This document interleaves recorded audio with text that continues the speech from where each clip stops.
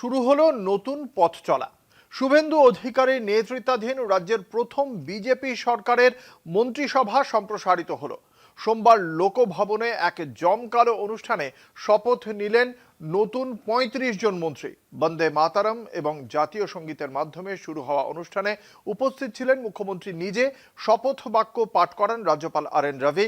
মন্ত্রীদের নাম ঘোষণা করেন মুখ্য সচিব মনোজ আগরওয়াল।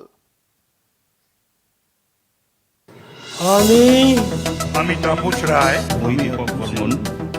ঈশ্বরের নামে শপথ করিতেছি। মন্ত্রিসভায় পূর্ণমন্ত্রী হিসেবে শপথ নেন আগেই দিলীপ ঘোষ, নিশীথ প্রামাণিক, অগ্নিমিত্রা পল, অশোক কীর্তনিয়া, ক্ষুদিরাম টুডু।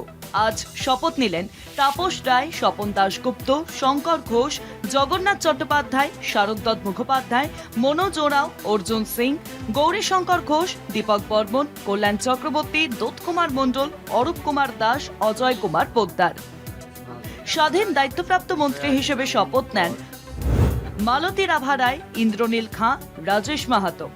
প্রতিমন্ত্রী হিসেবে শপথ নিলেন অশোক দিন্দা, শান্তনু প্রামাণিক, উমেশ রায়, পূর্ণিমা চক্রবর্তী, ভাস্কর ভট্টাচার্য, কলিতা মাঝি, বিরাজ বিশ্বাস, দীপঙ্কর জানা, মৌমিতা বিশ্বাস মিশ্র, কৌশিক চৌধুরী, অমিয় কিস্কু, গার্গী দাস ঘোষ, সুমনা সরকার, দিবাকর ঘরাবি, জুয়েল মুর্মু, হরে কৃষ্ণ বেরা, আনন্দময় বর্মন, নদিয়ার চাঁদ বাউরি, বিশাল নামা। অনুষ্ঠানে অধিকাংশ মন্ত্রী হাজির হয়েছিলেন ধুতি, পাঞ্জাবি এবং ঐতিহ্যবাহী বাঙালি পোশাকে। রাজ্যের প্রথম বিজেপি সরকারের মন্ত্রিসভা সম্প্রসারণের মাধ্যমে প্রশাসনিক সমীকরণ অনেকটাই স্পষ্ট হলেও রাজনৈতিক ও প্রশাসনিক মহলের নজর এখন একটাই প্রশ্নে, কার হাতে যাবে কোন গুরুত্বপূর্ণ দপ্তর। কলকাতা টিভি।